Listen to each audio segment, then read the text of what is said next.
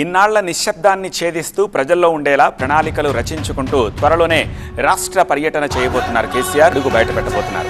Silence break. ఇక ప్రజల్లోకి కేసీఆర్.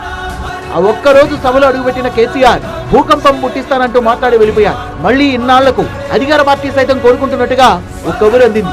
అతి త్వరలోనే కేసీఆర్ ప్రజల మధ్యకు రాబోతున్నారన్నది ఆ వార్త సారాంశం. తను సామాన్య యోధుడు కాదు, తన కళ్ళల్లో సూర్యుని తేజస్సు.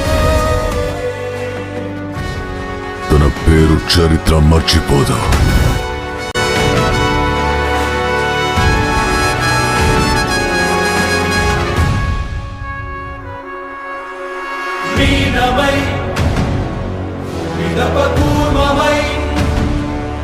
తనువర